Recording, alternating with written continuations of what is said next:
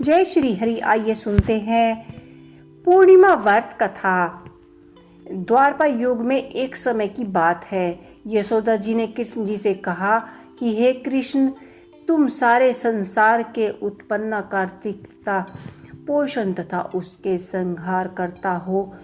आज कोई ऐसे व्रत मुझसे कहो जिसके करने से मृत्यु लोक में स्त्रियां को विधवा होने का कोई भय ना रहे तथा व्रत सभी मनुष्यों की मनोकामनाएं पूर्ण करने वाला हो। श्री कृष्ण कहने लगे कि हे माता, तुमने अति सुंदर प्रश्न किया है। मैं तुमसे ऐसा ही व्रत विस्तार पूर्वक कहता हूँ। सौभाग्य की प्राप्ति के लिए स्त्रियों को दरिद्रता अर्थात 20 पूर्णिमाओं का व्रत करना चाहिए। इस व्रत को करने से स्त्रियों को सौभाग्य संपत्ति मिलती है। यह व्रत अचल सौभाग्य को देने वाला है और भगवान शंकर के प्रति मनुष्य मात्र को भक्ति को बढ़ाने वाला है। यशोदा जी कहने लगी कि हे श्री कृष्ण, सर्वप्रथम इस व्रत को मृत्यु लोक में किसने किया था, इसके विषय में विस्तार पूर्वक कहिए। श्री कृष्ण जी कहने लगे कि इस भूमंडल पर एक अत्यंत प्रसिद्ध राजा चंद्रहास से पलित अनेक प्रकार के रत्नों से परिपूर्ण कार्तिका नाम की एक नारी थी। वह धनेश्वरी नाम का एक ब्राह्मण था और इसकी स्त्री अति सुंदर रूपवंती थी। दोनों ही उस नगरी में बड़े प्रेम के साथ रहते थे। घर में धन धान्य आदि की कोई कमी नहीं थी। उनको एक बड़ा ही दुख था, उनके कोई संतान न थी, जिस वजह से वे बहुत ही दुखी रहते थे। एक दिन एक बड़ा तपस्वी योगी उनके नगरी में आया। वह योगी बाकी सभी घरों में भिक्षा मांगकर भोजन किया करता था, लेकिन उस ब्राह्मण के घर से भिक्षा नहीं मांगता था। एक दिन योगी गंगा किनारे भिक्षा मांगकर अपनी भूख मिटा रहा था और भोजन कर रहा था। प्रत्येक पूर्व वह खा रहा था कि धनेश्वर ने योगी को यह सब करते हुए देख लिया। सब कार्य किसी प्रकार से देख लिया। अपनी भिक्षा अनादर से दुखी होकर धनेश्वर योगी से बोले ओ कि सभी के घर से भिक्षा लेते हैं, परंतु आप मेरे घर से भिक्षा कभी नहीं लेते, इसका क्या कारण है?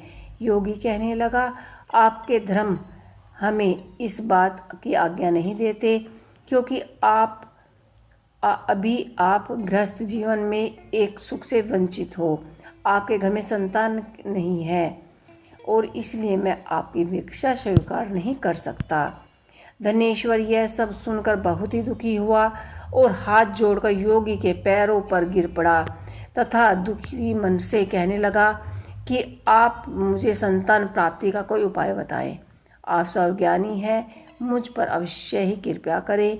धन की मेरे कोई भी कमी नहीं है, लेकिन मैं संतान न होने के कारण अत्यंत दुखी हूँ। आप मेरे इस दुख का कारण कीजिए, यह हरण कीजिए।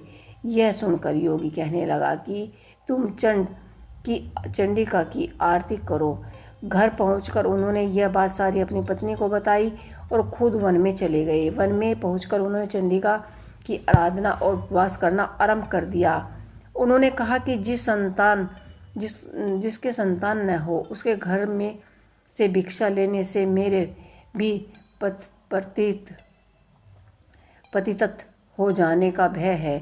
धनेश्वर यह बात सुनकर बहुत ही दुखी हुआ और हाथ जोड़कर योगी के पैरों में जा गिरा तथा दुखी मन से कहने लगा कि आप मुझे संतान प्राप्ति का कोई उपाय बताइए। चंडी के 16 दिन उसको स्वप्न में दर्शन दिए और कहा कि हे धनेश्वर, जा, तेरे पुत्र होगा, लेकिन अपनी आयु सिर्फ 16 वर्ष की होगी। 16 वर्ष की आयु को सुनकर धनेश्वर का मन बहुत ही उदास हुआ। जा, तेरे पुत्र की प्राप्ति होगी कि और अगर तुम दोनों स्त्री और पुरुष 32 पूर्णिमाओं को व्रत करोगे तो उसकी दीर्घ आयु हो जाएगी। जितने तुम्हारे सामर्थ्य हो उतना ही आचे के दिए जलाकर शिव जी का पूजन करना, लेकिन पूर्णिमा मास 32 होनी ही चाहिए। सुबह होते ही तुम्हें इस स्थान के पास एक आम का पेड़ दिखाई देगा। उस पर चढ़कर एक फल तोड़कर ले जाकर अपनी पत्नी को दे देना। सुबह संतान होने के बाद स्नान करने के बाद वह स्वच्छ होकर शंकर जी का ध्यान करके फल खा ले। वह शंकर भगवान की कृपा से जल्द ही, जब ब्राह्मण की कृपा हो, जब वह गर्भवती धारण हो जाएगी। जब ब्राह्मण सुबह उठा तो उसे उस स्थान पर एक आम का पेड़ दिखाई दिया और वह उस पेड़ से चढ़कर फल लेने लगा। पेड़ पर चढ़ नहीं पा रहा था। यह देखकर उसे बड़ी चिंता हुई और भगवान श्री गणेश की उपासना करने लगा। हे देवदिन, आपने भक्तों के विधानों का नाश करके उनके अनेक मंगल कार्य किए हैं।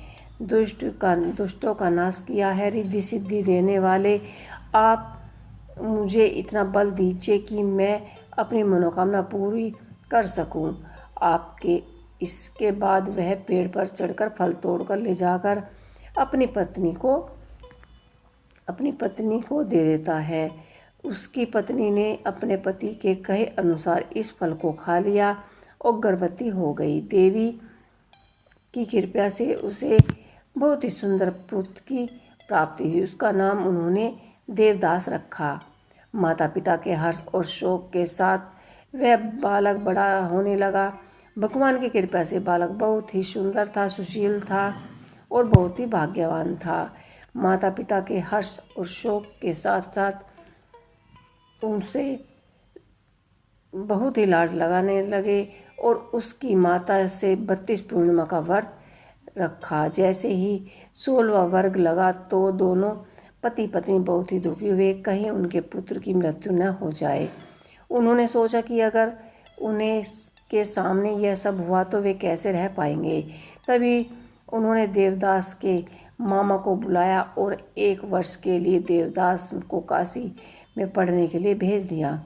वह वहाँ उसके बाद उसे वापस लेकर आ जाना। देवदास अपने माता के साथ एक घोड़े पर सवार होकर चला गया और उसके मामा दोनों रात गुजारने के लिए रास्ते में एक गांव में रुके। उस दिन उस गांव में ब्राह्मण की कन्या का विवाह होने वाला था। जिस धर्मशाला में वर और बारात के बाकी लोग रुके हुए थे, उसी धर्मशाला में देवदास और उसका मामा भी ठहर गया। उधर कन्या को तेल आदि चढ़ाया गया, लगन लिखा गया। उसी समय उसकी तबीयत खराब हो गई। वर के पिता ने अपने परिवार वालों से विचार विमर्श करने को कहा।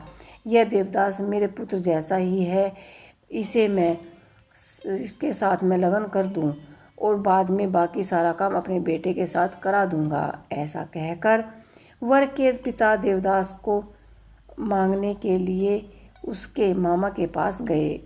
उन्हें सारी बात बताई। मामा ने सभी स्वीकार कर लिया। इसके बाद देवदास का विवाह कन्या के साथ संपन्न हो गया। इसके बाद वह अपनी पत्नी के साथ भोजन कर सकता और मन में विचार करने लगा कि ना जाने यह किसकी पत्नी होगी। यह सोचकर उसकी आंखों में से आंसू आ गए। वधू ने पूछा कि क्या बात है, आप उदास क्यों हो। तब उसने सारी बात अपनी पत्नी को बता दी। तब कन्या कहने लगी कि ब्रह्म विवाद के विपरीत है, आप ही मेरे पति हैं, मैं आपकी ही पत्नी रहूंगी, किसी अन्य की नहीं होंगी।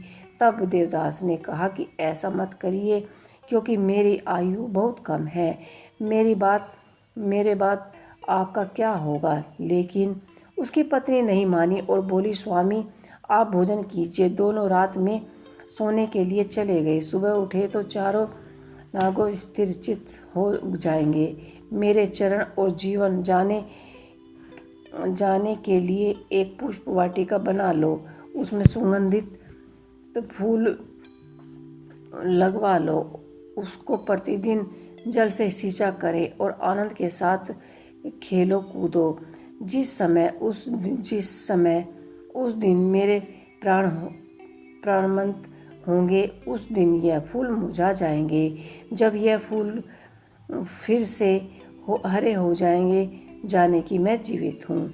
यह वर की बाकी बारात मंडप से आई तो कन्या ने देखा कि कहाँ कि ये मेरे पति नहीं है।